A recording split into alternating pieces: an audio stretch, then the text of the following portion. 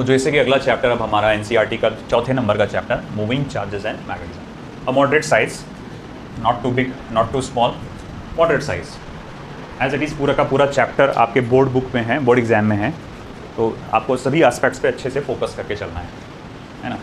और अब यहाँ हम लोग थोड़ा कुछ पहली बार मैग्नेटिज्म से रिलेटेड पढ़ने वाले हैं। तो जैसे कि आप देख सकते हैं इंट्रोडक्टरी पार्ट है, मैग्नेटिक फोर्स है, मोशन इन मैग्नेटिक फील्ड है, motion combined electric and magnetic field है, magnetic field due to a current element जिसको हम लोग बायोट-सैवर्ट लॉ कहते हैं, जो बहुत ज़्यादा इंपॉर्टेंट है और ये हमारा अच्छा खासा टाइम खाएगा, वो है magnetic field on the axis of circular current loop, Ampere's circuital law, solenoid and toroid, force law between two parallel current, torque on current loop and magnetic dipole पे the moving coil galvanometer. The moving coil galvanometer के अंदर एक topic आने वाला है ammeter and voltmeter. State board में ये topic ये चैप्टर से निकाल के करंट इलेक्ट्रिसिटी में डाला गया है, बट मैं इसके साथ ही ले रहा हूँ, मुझे ज़्यादा बेटर इसी के साथ लेना लगता है, तो मैं इसी के अंदर जोड़कर उसको ले रहा हूँ। ओके, ये बात ध्यान रखना, क्योंकि जब आप वो किताब खोल के देखेंगे, बाई चांस अगर आपने किताब खोल के देखे बोर्ड एग्जाम बोर्ड बुक की है ना, तो उसमें आपको ये टॉपिक नजर आएगा, ammeter and voltmeter. Board के एग्जाम के हिसाब से अगर इंटेंस इंपॉर्टेंस लेवल अगर मैं बताऊँ तो कुछ इस चीज़ का बहुत ज़्यादा इंपॉर्टेंस लेवल है बोर्ड एग्जाम में, है ना। तो भैया यहाँ से क्वेश्चन आने के बोर्ड एग्जाम में बहुत चांसेस होते हैं। नीट के पॉइंट ऑफ व्यू से देखा जाए तो ओवरऑल चैप्टर इंपॉर्टेंट है, ऐसा कुछ खास वो नहीं है, बहुत आसान चैप्टर है, बहुत ज़्यादा डिटेल मतलब है, कुछ पार्ट्स डिटेल्ड में, मगर वो फिर भी बहुत ईजी है।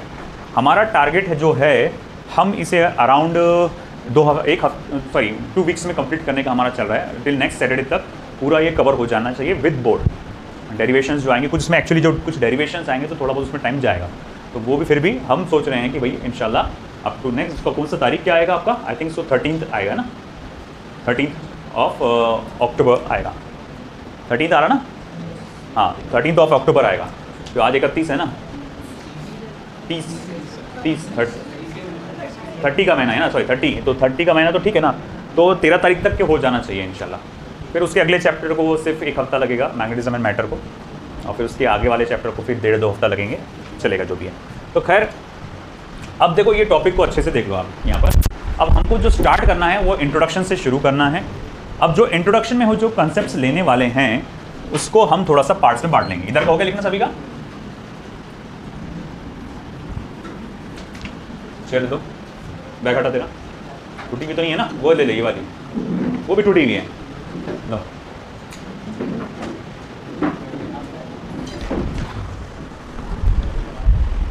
Pass on.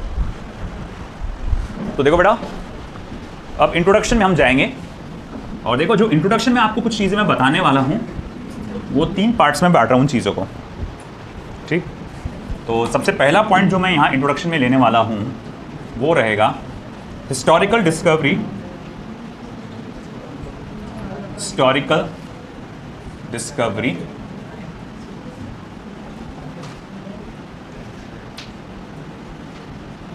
Of relation between electricity and magnetism. क्या हो गया, ये एक पहला पॉइंट रहेगा मेरा। दूसरा पॉइंट जो रहेगा फर्दर डिस्कवरीज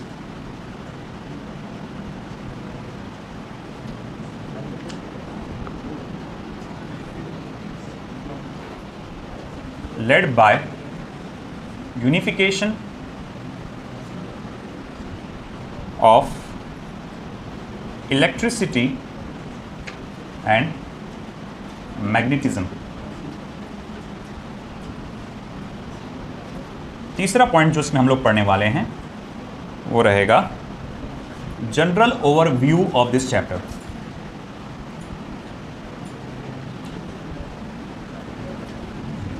देखो ये ऐसे टाइटल्ड आपको एनसीईआरटी में नहीं मिलेंगे ना, आप सोचो एनसीईआरटी में वैसे टाइटल रहते नहीं, वो एनसीईआरटी में जो इंट्रोडक्शन रहता है ना, वो इंट्रोडक्शन में क्या चीज़ क्या बताना चाह रही उसका ग्रुपिंग करके मैं ये बना के दे देता हूँ टाइटल्स कि इसमें क्या है। चलो इधर का हो गया सभी का।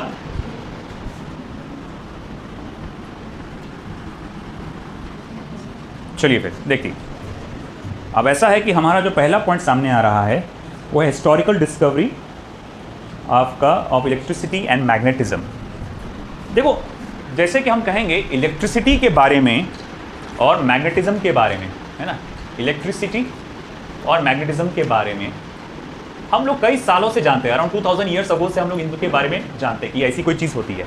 इलेक्ट्रिसिटी का आपको देखकर लग रहा होगा अरे भैया ये कहाँ से 2000 साल पहले। इलेक्ट्रिसिटी मतलब वो इलेक्ट्रिक चार्ज से रिलेटेड बात कर रहे हैं, है ना, कि भैया जैसे इलेक्ट्रिक फील्ड से रिलेटेड कि कुछ आप जब किसी चीज़ को घसते हो तो कोई ना कोई एक चीज़ आ जाती है जो मतलब चार्ज जैसी कोई चीज़ आ जाती है।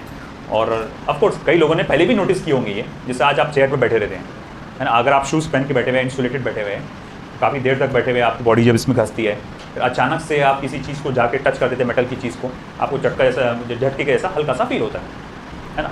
तो ये तो उस दौरान ये चीज़ तो पहले से है ना, तो साइंटिस्ट लोगों ने तो बहुत पहले से इसको ऑब्जर्वेशन में रखे हुए थे कि भैया ऐसा कुछ होता है।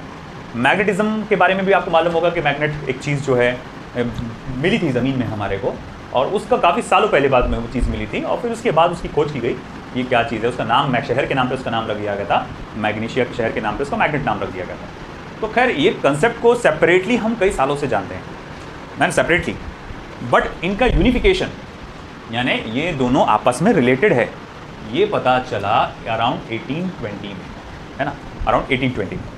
अब ऑर्स्टेड का पूरा नाम क्या था, है ना, Danish physicist Hans Christian Oersted, एक डैनिश फिजिस्ट है ना, डैनिश जो फिजिसिस्ट थे हांस क्रिश्चियन ऑर्स्टेड।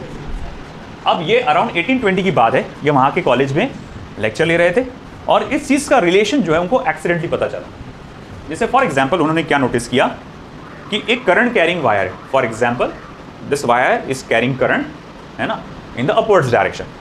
उन्होंने अचानक से एक कंपस जो आता है उसको उसके पास लेके गए और उन्होंने नोटिस किया कि भैया ये कंपस में काफ़ी ज़्यादा हैवी डिफ्लेक्शन आ रहा है ना। तो अब डिफ्लेक्शन आया तो उन्होंने नोटिस किया कि भैया ये डिफ्लेक्शन इतना स्ट्रॉन्ग है कि इसे निगलेक्ट नहीं किया जा सकता। और कंपस डिफ्लेक्शन कब बताता है, in the presence of magnetic field, तो यानी आसपास कोई मैग्नेटिक फील्ड है।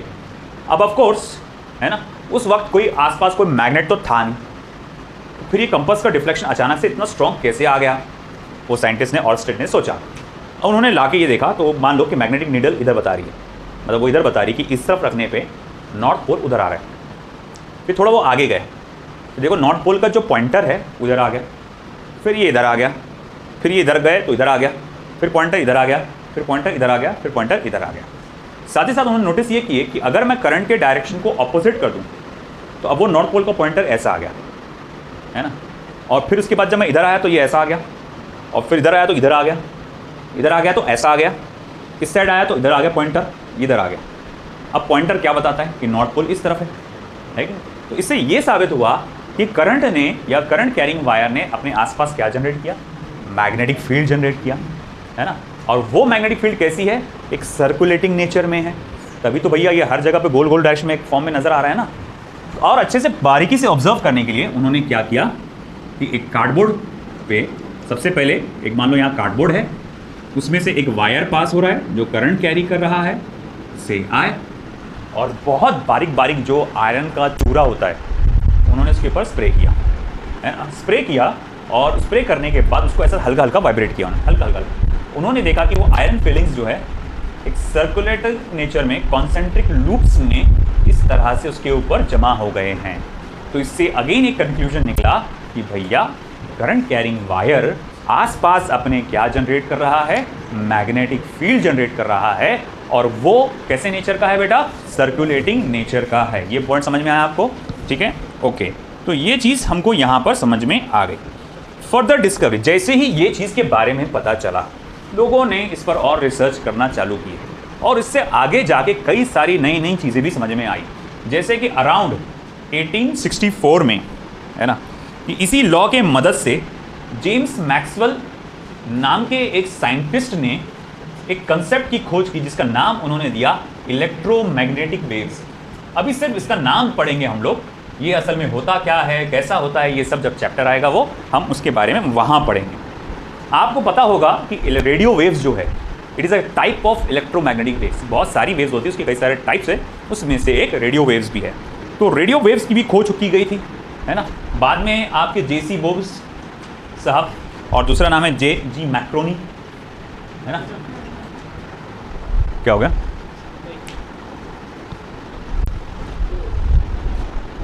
हाँ 6 वाला 10 वाले की उसका मैंने एक और एक क्लास की उसके हिसाब से 6 वाले का क्या? 6 वाले का मैंने लास्ट दिया, हाँ। 10 वाले का मैंने पहला दिया आपका, अच्छा अच्छा, तो सेम ही जाएगा। सेम ही चाहेगा वो। अच्छा, रिपीटेड क्वेश्चन है, हाँ रिपीटेड, लास्ट आएगा इसका, ठीक है। लास्ट आंसर है इसका। ठीक है, तो जेसी बोस और जी मैक्रोनी नाम के जो साइंटिस्ट हैं, इन द 19th सेंचुरी इन्होंने इवन रेडियो वेव्स को जनरेट करके भी बताया। सिर्फ रेडियो वेव्स की खोज हुई थी पहले, फिर बाद में ये जनरेट करके भी बताया कि भैया देखो हमारे पास ये डिवाइस है, इसमें से हम लोग रेडियो वेव जनरेट कर सकते हैं। जैसे फॉर एग्जांपल आप सभी के पास वो डिवाइस है आज के ज़माने में, मोबाइल, उसका बहुत ज़्यादा अपडेटेड वर्जन एक है ना।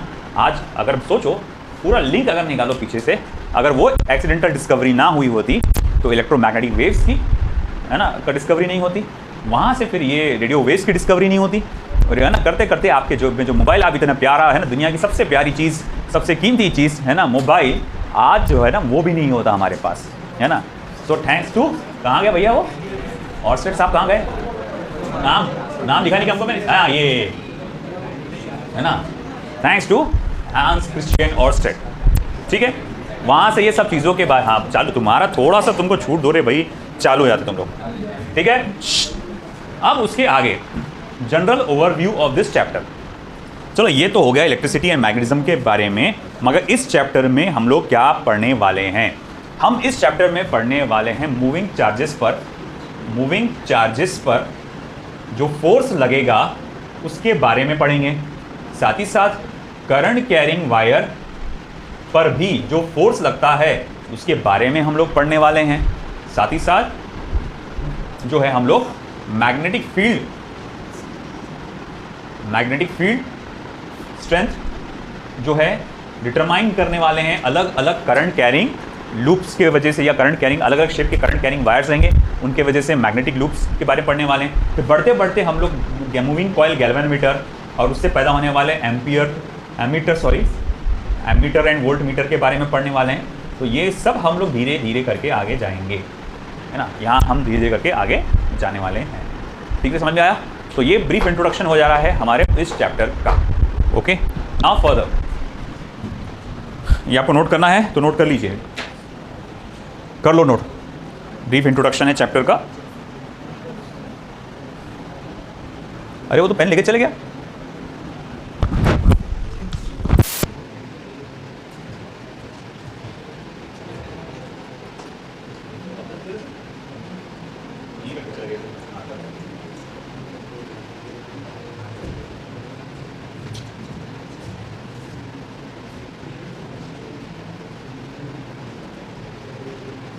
सेकंड आएगा 4.2, we will study about magnetic force. और इस टॉपिक के अंदर हमें दो टॉपिक्स पढ़ना है। The first is sources and field, sources and fields. Okay, और दूसरा टॉपिक जो हमको पढ़ना है वो रहेगा magnetic field, Lawrence force. Magnetic field, Lawrence force.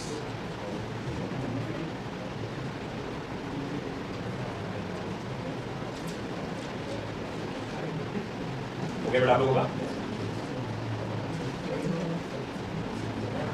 अच्छा स्कोरिंग चैप्टर है, ध्यान देना इसकी तरफ। ज़्यादा हार्ड लेवल के हार्ड तो कैसा बेसिक्स है, तो बेसिक चैप्टर भी हार्ड बना सकते हैं, मसला नहीं है। नीट तो इतना आता नहीं है हार्ड, मगर अच्छे से ध्यान दोगे तो इजीली सपोर्ट कर सकते हो इसमें। और इसके कॉन्सेप्ट मैग्नेटिज्म एंड मैटर में भी यूज़ होते हैं, इलेक्ट्रोमैग्नेटिक इंडक्शन में भी यूज़ होते हैं EMI चैप्टर में। इवन तुमको आगे जाके जब तुम इलेक्ट्रोमैग्नेटिक वेव्स चैप्टर यूज पढ़ोगे तो उसमें भी उसके कॉन्सेप्ट्स का यूज़ होता हुआ नजर आएगा। हुआ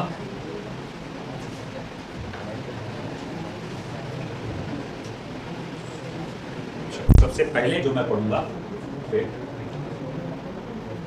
सोर्सेस एंड फील्ड के बारे में पढ़ूंगा। अब ये कंसेप्ट को मैं थोड़ा सा रिलेट करके पढ़ाना चाहता हूँ,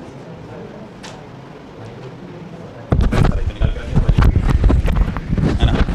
तो सोर्सेस एंड फील्ड्स, ये कंसेप्ट को, ये चैप्टर को, ये टॉपिक को सॉरी रिलेट करके पढ़ाएंगे अपन। जैसे इलेक्ट्रोस्टैटिक चैप्टर आप पढ़ चुके हैं अच्छे से, ध्यान देना बाबा, हाँ।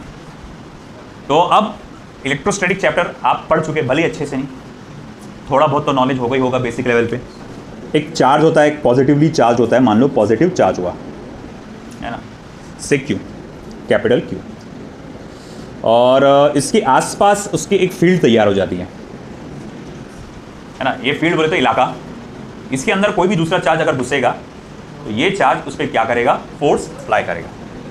इधर ध्यान दो बेटा, मान लो एक छोटा सा पॉइंट पी लेता हूं मैं at a distance small r from this positive charge, तो मैं कहूँगा ठीक है, इलेक्ट्रिक फील्ड इंटेंसिटी का फॉर्मूला यहाँ पर आएगा 1/4πε0 Q/r² इंटू आर कैप, ठीक है। तो जैसे एनसीईआरटी में एक बेहतरीन इसके लिए वर्ड इस्तेमाल किया गया है कि ये जो टॉपिक, ये कंसेप्ट है electric field intensity, it is not just an artifact. Artifact क्या होता है, बस शो की चीज़, काम का कुछ भी नहीं रहता, बस शोबाजी के लिए रखते हैं अपन। जैसे आर्टिफैक्ट्स की दुकान आप जाते हैं, आर्टिफैक्ट्स में पुराने ज़माने की कुछ चीज़ें मिलती एकदम, अब आपको मालूम है वर्किंग कंडीशन में नहीं है, मगर उसको आप क्या करते हैं, सजा के अच्छे से उसको रखते कि भैया देखने में बहुत अच्छा लगेगा, एक एटिक लगेगा, ऐसा है ना, हालांकि वो काम का नहीं है। तो इलेक्ट्रिक फील्ड एक कोई ऐसी चीज़ नहीं है कि भाई हम बोल के चलेंगे कि कोई काम की चीज़ नहीं है ना। इलेक्ट्रिक फील्ड की स्ट्रेंथ से ये पता चलता है कि अगर इस पॉइंट पे कोई एक चार्ज ला के रखा जाए तो वो उसको कितनी स्ट्रांगली रिपेल करेगा या अट्रैक्ट करेगा, है ना। जैसे कि फॉर एग्जांपल यहाँ पर मैं कहूँगा कि एक चार्ज ला के रख दिया, से सपोज करो जिसकी वैल्यू क्या है, क्यू है, तो उसको जो इलेक्ट्रोस्टैटिक फोर्स फील होगा तो इस तरह से हम लोग कहेंगे कि उसका फॉर्मूला बन जाएगा 1/4πε0 small q capital Q/r² into r cap. ये इलेक्ट्रोस्टैटिक फोर्स का फॉर्मूला उसमें तैयार हो जाएगा, वहाँ वो बन जाएगा। ओके बेटा, तो हम लोग ने ये क्या कहा कि इलेक्ट्रिक फील्ड जैसे कि हमें चार्जेस की ये पता बताती है कि यहाँ पर फील्ड की स्ट्रेंथ कितनी है, कि यहाँ अगर कोई चार्ज ला के रखा जाए तो वो उसे कितनी स्ट्रांगली रिपेल करेगी, कितनी स्ट्रांगली अट्रैक्ट करेगी। बिल्कुल उसी की तरह, बिल्कुल उसके एनालॉगी में मैग्नेटिक फील्ड इंटेंसिटी भी होती है, जिसको मैग्नेटिक इंडक्शन कहा जाता है ना, जिसको हम लोग कहते हैं magnetic induction, magnetic field strength या मैग्नेटिक इंडक्शन कहा जाता है। जैसे कि मैं अगर मान के चलूँ, अभी देखो मैग्नेटिज्म के बहुत अलग अलग टाइप के सोर्सेस होते हैं ना, एक मैग्नेट भी एक मैग्नेटिज्म का सोर्स होता है, एक करंट कैरिंग वायर भी एक मैग्नेटिज्म का सोर्स होता है, क्योंकि अब ये चैप्टर जो चल रहा है वो इलेक्ट्रिसिटी एंड मैग्नेटिज्म के बीच का रिलेशन की बात चल रही है, तो मैं एक करंट कैरिंग वायर को कंसिडर कर लेता हूँ मैं पे, है ना। तो भैया एक करंट कैरिंग वायर है जो मैग्नेटिक फील्ड कैरी करके ले जा रहा है। अब करंट कैरिंग वायर जब मैग्नेटिक फील्ड लेके कैरी करके लेके जा रहा है तो पॉइंट पी कंसिडर करता हूँ मैं, तो वैसे ही मैं यहाँ पर मैग्नेटिक फील्ड की ताकत पता लगाना चाहूँगा, और उस मैग्नेटिक फील्ड की ताकत को मान लो अगर ये डिस्टेंस आर है तो वेक्टर बी ऑफ आर से मैं रिप्रेजेंट कर सकता हूँ, है ना। वेक्टर बी ऑफ आर लिखने का मतलब ये हुआ कि जाहिर बात है कि मैग्नेटिक फील्ड जो है इस लोकेशन पे क्या होगी वो आपको पता लगाना है। एक चीज़ आपको बता दें कि magnetic field is not a constant thing, वो वैरी होता है डिस्टेंस के साथ साथ और टाइम के साथ साथ भी, डिस्टेंस के साथ साथ भी, बट वो टाइम के साथ जो वैरी होता है उसका स्टडी आपके लेवल पे नहीं है ना। तो आपको उसको इग्नोर मारने का है, आपको सिर्फ ये फोकस करना है कि डिस्टेंस के साथ मैग्नेटिक फील्ड क्या होगा, चेंज होगा, इस बात पे फोकस करेंगे हम लोग। ठीक है, हमको मालूम है कि जैसे जैसे मैं वायर से दूर जाऊंगा मैग्नेटिक फील्ड की स्ट्रेंथ कम होती जाएगी, वायर के नज़दीक आऊँगा तो मैग्नेटिक फील्ड की स्ट्रेंथ बढ़ेगी, है ना। तो मैं यहाँ एक स्टेटमेंट वाइज लिखूंगा यहाँ पर, इन एनालॉगस टू इलेक्ट्रिक फील्ड, बिल्कुल इलेक्ट्रिक फील्ड ही की तरह मैग्नेटिक इंडक्शन, जिसको मैं यहाँ लिखूंगा वेक्टर बी ऑफ आर, चलो वेक्टर बी ही बोल देते हैं अभी का, क्या को ऑफ आर जरूरी नहीं है, signifies the magnetic force, the magnitude of, वैसे magnitude of magnetic force experienced by any magnetic material, अगर कोई मैग्नेटिक मटेरियल रखा गया उसे कितना मैग्नेटिक फोर्स फील होगा वो उसके बारे में हमें जानकारी देता है। आई बात समझ में? ठीक है। और अगर मैं कहूँ इसका SI यूनिट क्या होगा, तो इसका SI यूनिट है वेबर पर मीटर स्क्वायर, या फिर जिसको हम लोग कहते हैं Tesla. Tesla of course scientist के नाम पे है वो, है ना। सर निकोल टेस्ला के उनके नाम पर है वो, टेस्ला उसका नाम दिया गया है। या फिर वेबर, यहाँ है ना, ये वेबर पर मीटर का स्क्वायर, ये वेबर पर मीटर स्क्वायर, और टेस्ला कैपिटल T। एक और उसका यूनिट आता है, अदर यूनिट, जिसको अपन जनरली कोई उसको सीजीएस यूनिट भी बोलता है, वो है Gauss. Gauss and 1 Tesla is equals to 10 raised to power 4 Gauss. 1 Tesla is equals to 10 raised to power 4 Gauss. ठीक है। अब ऐसा है, मैं इसका डायमेंशन भी निकाल सकता हूं। डायमेंशन मैग्नेटिक इंडक्शन का या मैग्नेटिक फील्ड स्ट्रेंथ का F/QV के फॉर्मूले से निकलेगा ये। वो कैसे, थोड़ी देर में पता चलेगा। M1 L0 T - 2 A-, कहाँ है वो? M1 L0 T - 2 A-1, M1 L0 T - 2 A-1। ये असल में मैंने F/QV के फॉर्मूले से निकाला। ये कैसे, थोड़ी देर में बताऊंगा मैं आपको। आया समझे? तो ये आपका जो मेन पार्ट था सोर्सेस एंड फील्ड्स के बारे में।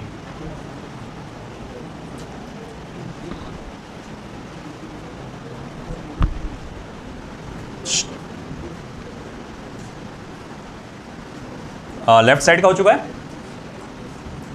अब अगर मैं बात करूं magnetic field and Lorentz force, magnetic field and Lorentz force, गौर से देखिए बेटा, मेरे पास एक, इधर ध्यान दो रे, एक यूनिफॉर्म मैग्नेटिक फील्ड है जो इस तरफ डायरेक्टेड है, फिलहाल ऐसा मान के चलिए,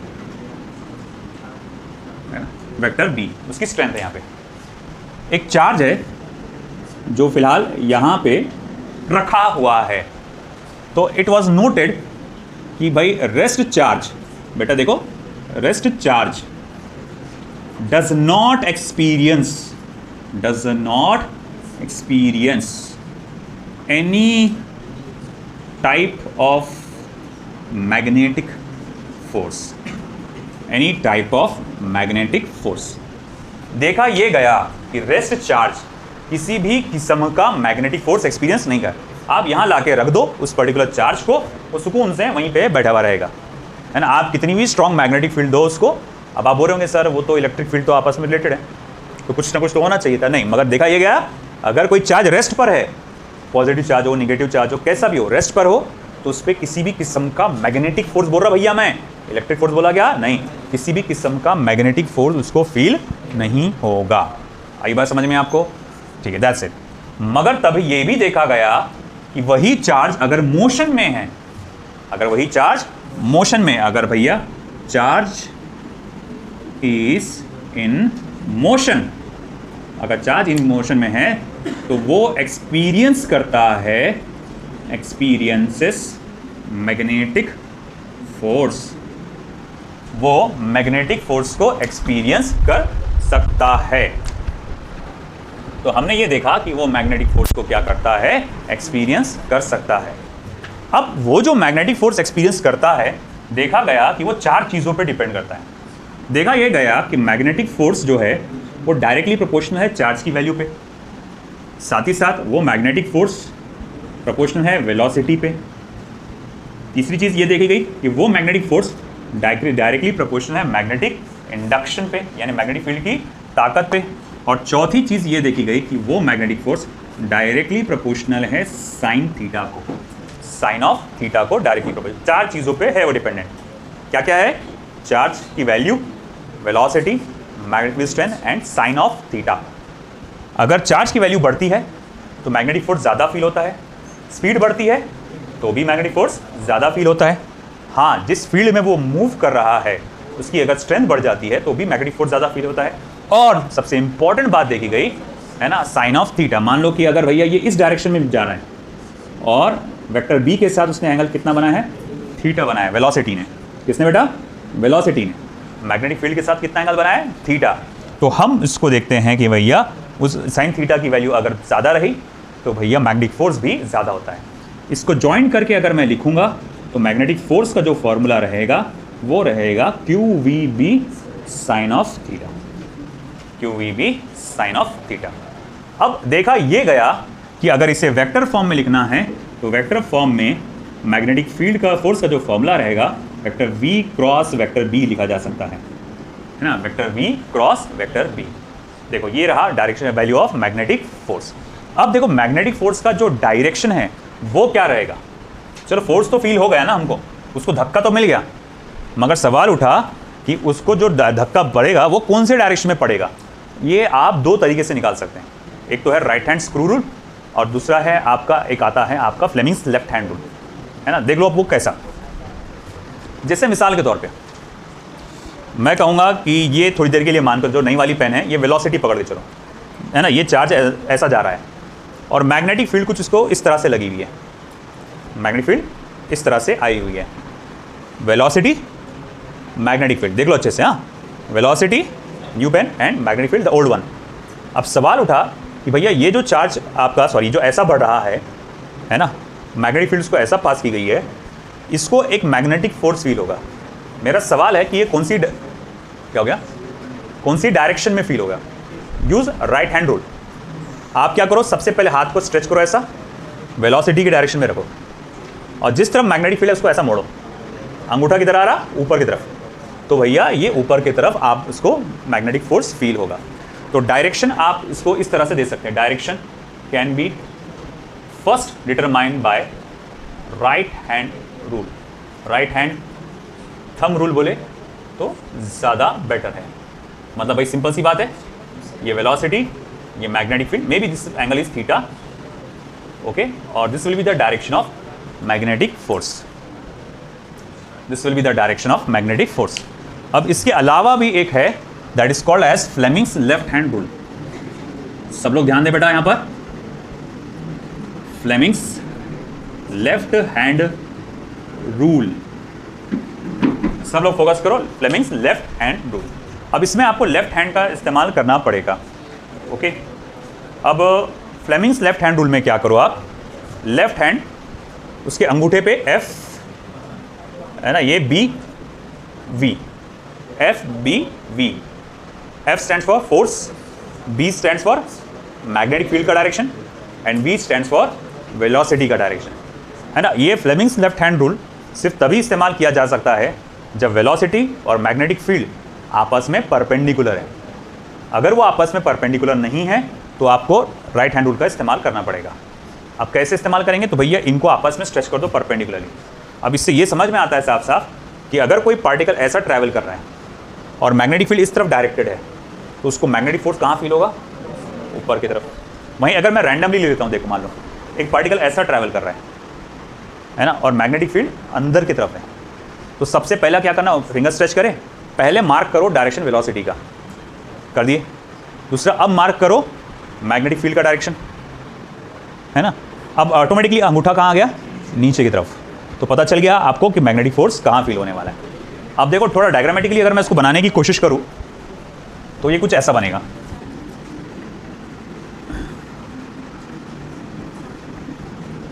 ओके। ये रहेगा थंब जो मैग्नेटिक फोर्स, ये रहेगा फोर फिंगर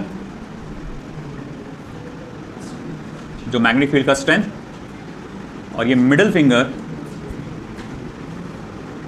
जो कि वेलोसिटी इंडिकेट करता है। ये तीनों चीजें क्या क्या इंडिकेट करती है लेफ्ट हैंड में, आपको पता चल गया, एफ बी वी। आई बात समझ में आपको, ये था मैग्नेटिक फोर्स जो उसको फील होगा उस बारे में। अब ऐसा है देखो, अगर मान लो वहां पर जिस जगह पे जिस रीजन में हमारा चार्ज ट्रैवल कर रहा है वहां मैग्नेटिक फोर्स के साथ साथ अगर इलेक्ट्रोस्टैटिक फोर्स भी है, मतलब वहां पर इलेक्ट्रिक फील्ड भी मौजूद है, तो वहां पर जो उसको इलेक्ट्रिक फोर्स फील होगा, इलेक्ट्रिक फोर्स जो उसे फील होगा वो दिया जाएगा by just Q into vector E, है ना। इलेक्ट्रोस्टैटिक फोर्स जो उसको फील होगा क्यू इंटू वेक्टर ई। तो जैसे मैंने कहा कि एक ही जगह पर आपका मैग्नेटिक फोर्स भी है या मैग्नेटिक फील्ड भी है और उसी जगह पे इलेक्ट्रिक फील्ड भी है। तो आपने कहा कि मैग्नेटिक फील्ड का जो फॉर्मूला है आप वेक्टर फॉर्म में इस तरह से देखेंगे, q vector v cross vector B. Electric field में का फॉर्मूला कैसा आएगा, q times of vector E. तो फिर बोले लॉरेंस फोर्स क्या होता है। लॉरेंस फोर्स असल में इन दोनों के कॉम्बिनेशन के बारे में ही स्टडी करता है। वो कहता है कि अगर किसी एक जगह पे इलेक्ट्रिक फील्ड भी है साथ ही साथ मैग्नेटिक फील्ड भी है तो उसको दोनों टाइप के फोर्सेस लगेंगे, इलेक्ट्रिक फोर्स भी लगेगा, मैग्नेटिक फोर्स भी लगेगा। और इलेक्ट्रिक फोर्स का जो फॉर्मूला रहेगा it will be q times of vector E plus magnetic force का जो फॉर्मूला रहेगा q times of vector v cross vector B. मैं चाहूँ तो क्यू को इसमें से कॉमन निकाल सकता हूँ, vector E plus vector v cross vector B.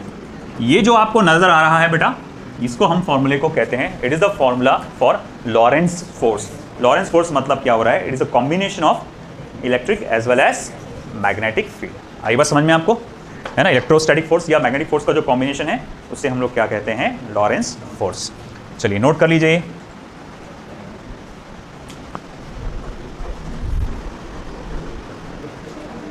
Let's continue with some numericals.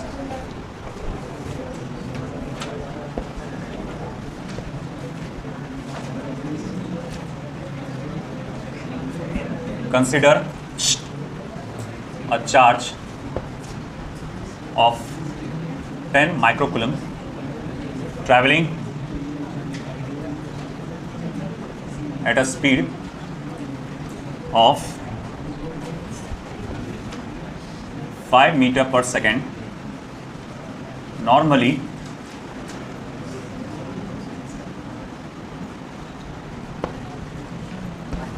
to the magnetic field of strength 10 Tesla. Calculate the magnetic force experienced by the charge. Calculate the magnetic force experienced by the charge. तो एक charge है जिसकी value है 10 microcoulomb.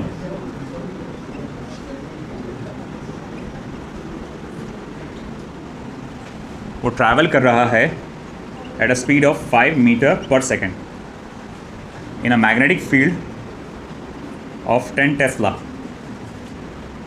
और वो normally travel कर रहा है, यानी थीटा की वैल्यू क्या होगा, 90 डिग्री। तो मैग्नेटिक फोर्स कितना होगा, मैग्नेटिक फोर्स कितना होगा उसने वो पूछा हुआ है। तो जैसे कि हम जानते हैं कि मैग्नेटिक फोर्स का जो फॉर्मूला है it is q v B sine of theta. बाहर जाना लगता आपको, q v B sine of theta. 10 microcoulomb यानी 10 इंटू 10⁻⁻6 कुलम, बी की वैल्यू 5, 10 साइन ऑफ 90 डिग्री। तो देखिए कितना हो रहा है, 500 इंटू 10⁻⁻6 या फिर 5 इंटू 10⁻⁻4 न्यूटन। देखिए next,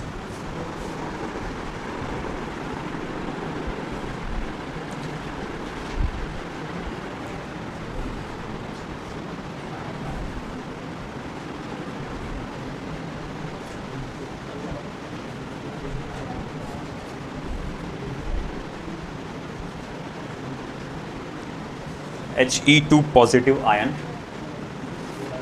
travels at right angle to a magnetic field of 0.80 Tesla with a velocity of 10⁵ meter per second. Full stop. Find the magnitude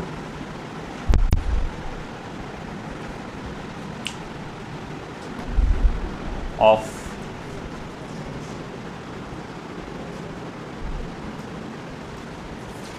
magnetic force on the ion. Find the magnitude of magnetic force on the ion. इसका button बंद है कि ये चालू नहीं हो रहा? Regulator, जरा रेगुलेटर घुमा के देखो तो जरा, कौन से नंबर का है?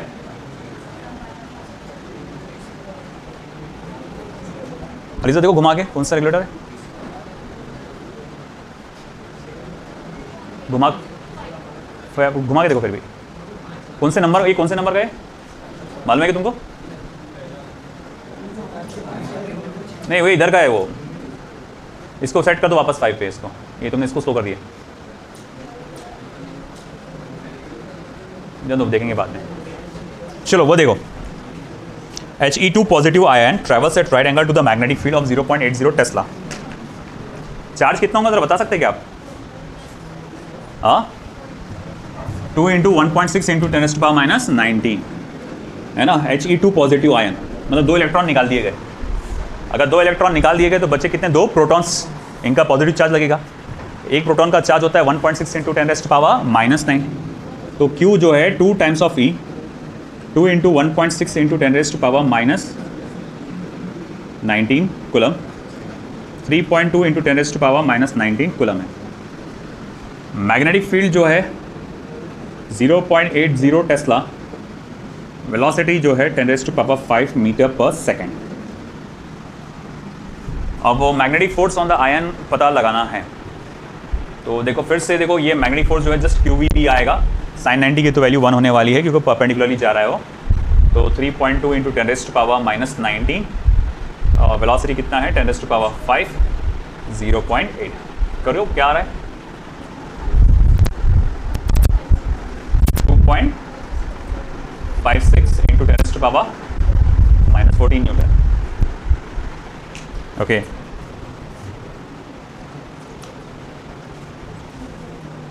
Next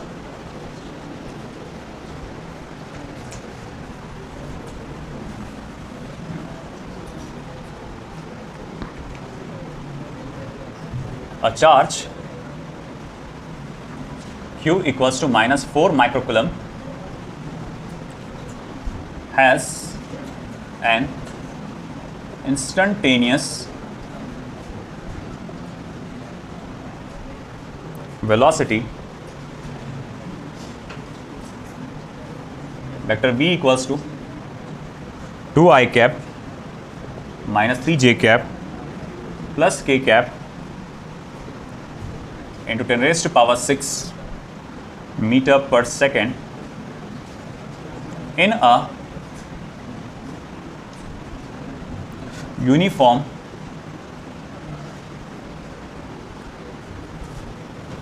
magnetic field vector B equals to 2i cap plus 5j cap minus 3k cap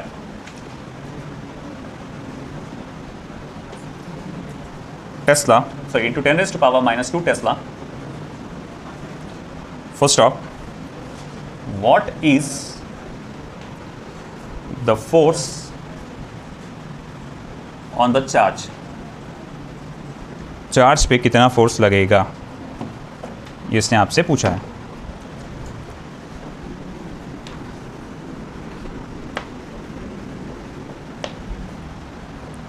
अब जैसे कि हम देख सकते हैं यहाँ पे Q जो है -4 माइक्रोकूलम है, वेक्टर V जो है 2i cap minus 3j cap plus k cap into 10⁻⁶ metre per second है। फिर उसके बाद vector B is equals to 2i cap plus 5j cap minus 3k cap into 10⁻⁻2 Tesla है। और हम जैसे कि जानते हैं कि हमसे पूछा गया है मैग्नेटिक फोर्स क्या होगा, और मैग्नेटिक फोर्स हम लोग जानते हैं it is q vector v cross vector B. हम separately vector v cross vector B निकाल लेंगे, पहले separately vector v cross vector B निकाल लेंगे, बाद में क्यू से मल्टीप्लाई कर देंगे। So let's focus on vector v cross vector B. तो आई जे के 2 -3 1 2 5 -3। आप कुछ सोच रहे होंगे पावर का क्या होगा। पावर को सेपरेटली आप अलग से इसको बाहर डिटरमिनेंट बॉक्स के बाहर मल्टीप्लाई कर सकते हैं। 10⁻6 मल्टीप्लाई बाय 10⁻⁻2 करेंगे तो 10⁻4 होगा, तो ये हो जाएगा 10 का पावर 4। ठीक है, अब उसके आगे क्या, अब इसको करो क्रॉस प्रोडक्ट जो करते हैं हम लोग, सॉल्व करो। सबसे पहले आई कैप 3 मल्टीप्लाई -3 9 -5 -j -6 -2, और मैं नीचे ले लेता हूँ उसको प्लस के 10 -6 यानी कि +6 4 i cap plus 8 j cap plus 16 k cap into 10⁻4। अब ये v क्रॉस b की वैल्यू आगे डालो यहाँ पे, तो vector F m is equals to q कितना है -4 इंटू 10⁻6 माइक्रोकुलम है ना, 4 i cap plus 8 j cap plus 16 k cap into 10⁻4। आप मल्टीप्लाई करेंगे, -4 अंदर जाके क्या बनेगा 16, या फिर मैं माइनस साइन को बाहर रखता हूँ, सिर्फ 4 को भेजता हूँ उधर 16 आई कैप। या फिर एक काम करो ना, 4 को कॉमन निकाल लो, ज़्यादा अच्छा रहेगा। सब में से 4 कॉमन निकालो, तो 4 कॉमन निकलेगा। यहाँ पर भी 4 से मल्टीप्लाई होकर 16 बन जाएगा, 10⁻⁻2 उधर दे दूँगा मैं, उधर आखिरी में लिखता हूँ -2 आई कैप प्लस 2 जे कैप प्लस 4 के कैप 10⁻⁻2 टेस्ला, है ना। सब में से 4 कॉमन निकाल लिए और बाहर वाले फोर्सेस को क्या कर दिया, मल्टीप्लाई कर दिया, वो ज़्यादा अच्छा लग रहा। ठीक है, अरे हाँ सॉरी, न्यूटन फोर्स निकाल रहे हैं ना।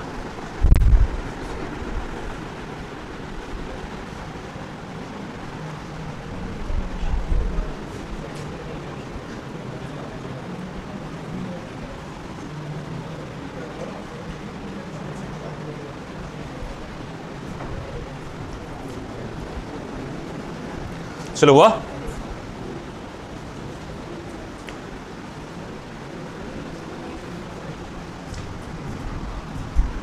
Next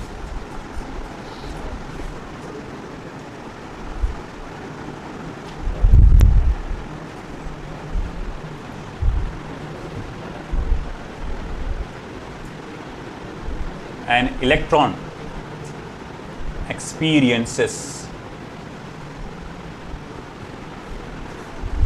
a magnetic force of 4.60 into 10⁻⁻15 Newton, comma, when moving at an angle of 60 degree with respect to magnetic field of magnitude 3.50 to -3 Tesla. Full stop. Find speed of electron. Find speed of electron. तो देखो क्या क्या चीज़ें आपके पास। सबसे पहले magnetic force है आपके पास 4.60 into 10⁻⁻15 Newton. Second thing, you got angle 60 degree. Next thing that you got is magnetic field induction 3.50 into 10⁻⁻3 Tesla. और एक आएगा जो है आपके पास दूसरी चीज़ जो है वो चार्ज की वैल्यू। इलेक्ट्रॉन के बारे में बात किया तो चार्ज की वैल्यू रहती है 1.6 into 10⁻⁻19 कूलम, क्योंकि सब कुछ मैग्नीट्यूड में है, स्केलर फॉर्म में है ना। तो मैं चार्ज को भी स्केलर फॉर्म में ले रहा हूँ, मैं उसका माइनस साइन नहीं ले रहा इलेक्ट्रॉन का चार्ज। मैग्नेटिक फोर्स का जो फॉर्मूला बेसिक फॉर्मूला है हमारे पास u v B sine theta. सारी वैल्यू डालते हैं चलिए। 4.60 10⁻⁻15। Okay, what about the charge 1.6 into 10⁻⁻19। Velocity मुझे निकालना है 3.5 इंटू 10⁻⁻3 और साइन 60 कितना होता है बेटा √3/2। तो अब देखो कैलकुलेशन करके कितना था। 4.6 multiply by 2 10⁻⁻15 upon 1.6 multiply by 3.5 multiply by 1.732 multiply by, अब इनके पावर्स को देखो, -3 और -19 कितना हो जाएगा -22।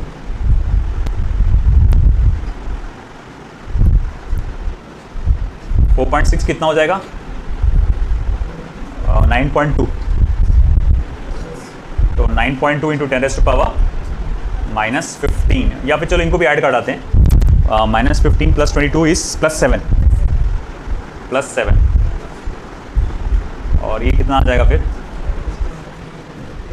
1.6 मल्टीप्लाई बाय 1.732 मल्टीप्लाई बाय 1.6 ही है ना।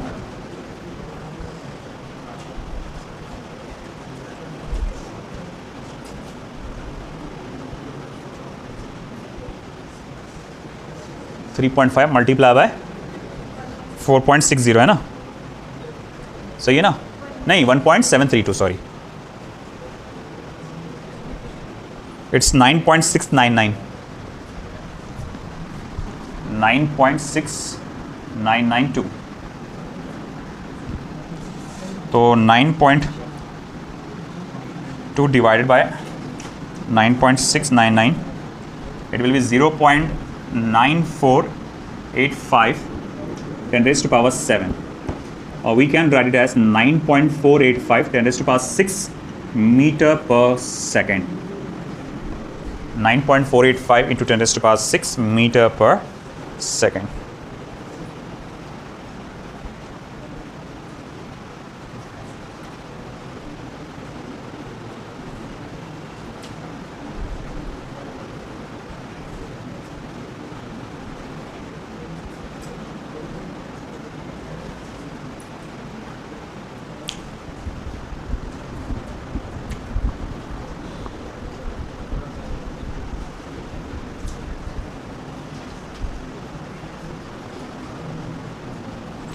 ठीक है,